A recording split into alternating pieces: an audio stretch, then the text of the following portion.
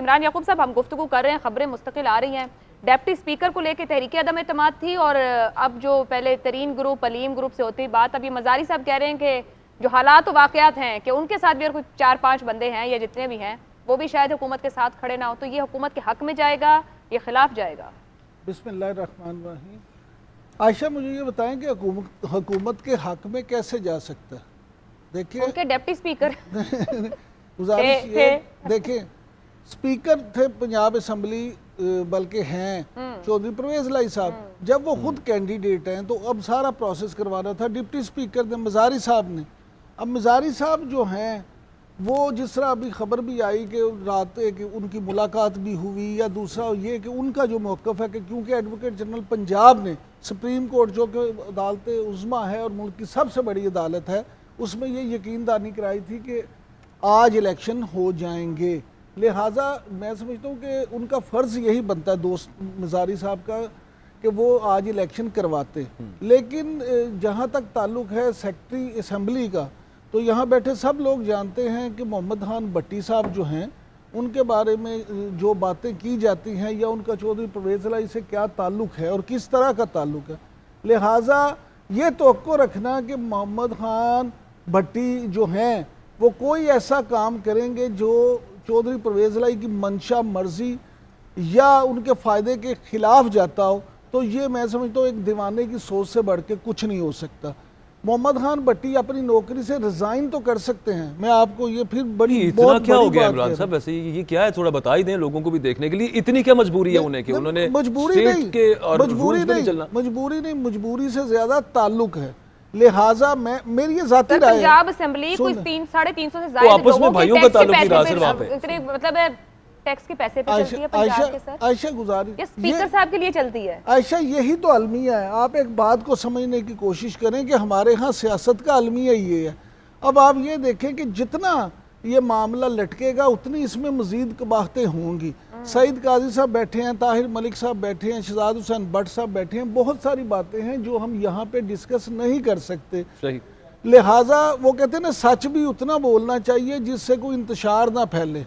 तो मामला मैं समझता हूँ कि दिन ब दिन ख़राब होने जा रहे हैं। और डिप्टी स्पीकर का जो रोल था, जब उन्हें यही चाहिए था जो उन्होंने किया है, उन्हें ये इजलास करना चाहिए था, बुलाना चाहिए था। क्योंकि अगर एडवोकेट जनरल पंजाब एक यकीन दहानी अदालत में करवा रहे हैं तो उन्हें बतौर डिप्टी स्पीकर, बतौर कस्टोडियन ऑफ हाउस ये काम करना चाहिए था। अच्छा, वो उन्होंने अपने तौर पे तो किया। अब जो अभी कंवर दिलशाद साहब हमारे साथ थे, वो जो बता रहे थे ना कि आईनी तौर पे अब सबसे ज़्यादा पावर जो रेस्ट कर रही है वो कर रही है गवर्नर पंजाब के साथ।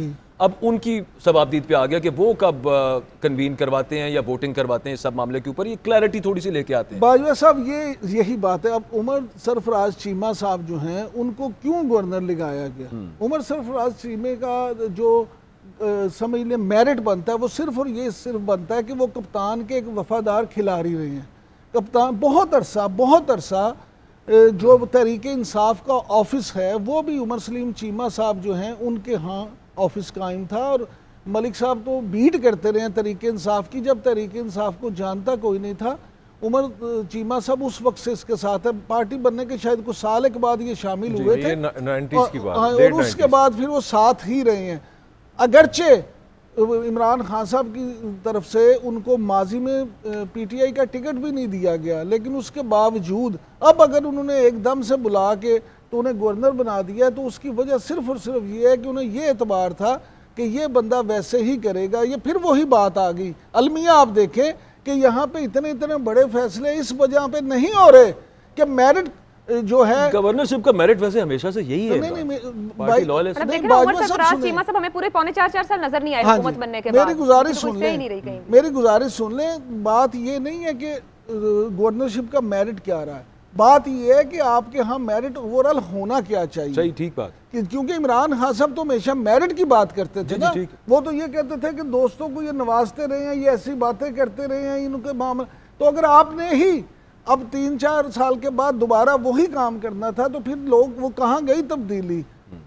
फिर काजी साहब नाराज हो जाएंगे कि तब्दीली का काम इन्होंने थोड़ी ले रखा है, और वो मेरिट की बात कर रही है, बाकियों की जिम्मेदारी नहीं है। वो अपने किसी सके दुश्मन को लगा देते। मेरा मतलब है यहाँ क्या कौन सा मेरिट था मेरिट जो है नवाज शरीफ साहब का मेरिट था तो या उनके भाईजान का मेरिट था पंजाब में, उनके भाईजान का मेरिट था तो अब उनके फरजंद अर्जुमंद का मेरिट है, ठीक है। उसके बाद मरियम साहिबा का मेरिट। मेरा सवाल ले लें, आपसे मैं तफसीली जवाब चाहता हूँ क्योंकि हम हमेशा आपसे सीखते हैं। नहीं सर, इस तरह ऑन कैमरा भी सीखते हैं, चंगा काम नहीं सिखा सकता। नहीं, गुजारिश सुनिए, गुजारिश सिर्फ इतनी है आपसे, सीखना ये है।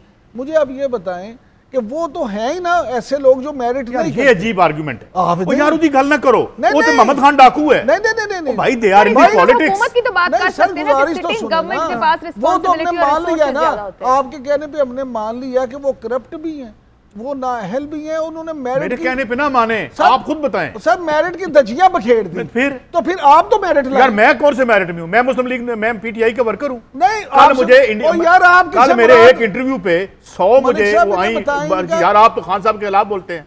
यकीन करें, आफ्ताब इकबाल साहब ने इंटरव्यू किया, लोगों ने बाहरों मेरा तो सर सिर्फ वाल मेरे आते। सर आपसे मुराद मैं ये कह रहा हूं कि जनाब यहाँ पे कौन बैठ के इंटरव्यू करता था कि किस ब्यूरोक्रेट को किस ल्यूक्रेटिव पोस्ट पे लगाना है? मुझे बताएं, यहाँ पे क्या मेरिट शरीफ आदमी इस मुल्क में पिछले 30 साल से पोस्टिंग लेते थे, खुदे लाइन में लगते थे, बस अल्लाह आपका एक बंदा बिठा लेते थे, हाँ भाई सर की आईजी लगना है, इधर बैठ जरा, आप कौन है पूछने वाले? तो हाउ कैन वी, ये रवायत है, ये आपने वो क्या करें कि प्लेट में रख के सारी गवर्नमेंट जो है वो उधर छोड़ आए। They will do whatever therein means and even opposition will do whatever they have in their ताकत की जो अपने एक नेकेड पावर स्ट्रगल है ताकत में के ऐवानों से बेरोजगार होए ने, एक पार्टी बेरोजगार हुई है, दूसरी रोजगार है, वो कहते हैं ना रोजगार को वसी आना है। Simple is that. कौन सा असूल, कौन सा मेरिट होता है यहाँ पे? मुझे बताएं, CSS का मेरिट था, उसको भी लोग डाउट करते हैं कि जी हुण ते उन्होंने रिश्तेदारी बढ़ दें, मतलब आई एम मुबैना तौर पे मेरिट। जी। तो मेरा ख्याल है कि हमें दूसरों लोगों के लिए जन्नत के म्यार नहीं रखने चाहिए, सारे ही एको जय ने और अपनी मर्जी का बंदा लाना। बस ये आपने जवाब दे दिया कि सब एक जैसे, एक ही मसला है। यार ये हमें जो ख्वाब दिखाए गए थे, हमने तो इसलिए खान साहब की सपोर्ट की या उनको अच्छा समझा कि वो शायद कुछ नहीं। खान साहब ये क्या आर्गूमेंट है, सब एक जैसे, फिर हम क्या कर रहे हैं? हाँ जी, फिर सिटीजन की होप किधर गई, फिर ड्रीम किधर गया?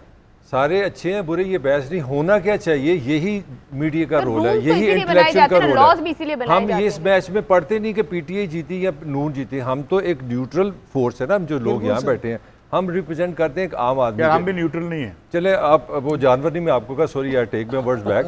अच्छा मुझे याद आ गया, आज मैं सिटीजन की कहानी में अभी काजी से शेयर कर रहा था, मैं कोई जाती केस नहीं ला रहा। मेरे घर में आज बिल आया 17,500 का। मैं, हम 2 बंदे हैं, मैं और मेरी मिसेज।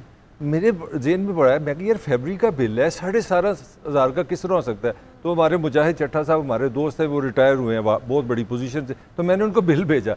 अभी ये मेरे पास सामने, अब उन्होंने बताया कि इस बिल में 10,500 रुपये फ्यूल एडजस्टमेंट डाल दी उन्होंने।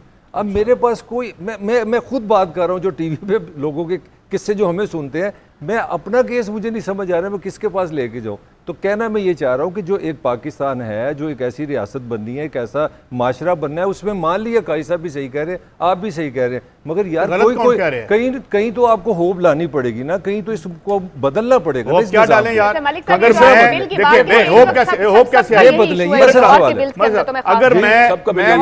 फ्यूल एडजस्टमेंट चार्जेस जिनके नहीं भी बिल हैं, इवन कुछ लोगों के सोलर्स लगे हो माइनस में जा रहे, तब भी उनको फ्यूल एडजस्टमेंट का चार्जेस लगता है। 10,000 मैं यही काजी को कह रहा था, मैं कि यार तुम अंदाजा करो, कितने लोग जा सकते हैं? 40-50,000 वाला आमदनी वाला आदमी हो, उसकी 3 बेटियां 2 बच्चे हो, घर चला रहा हो, अगर 11,000 रुपए का उसको रॉबरी नहीं ना यहाँ और चले फिर आप ये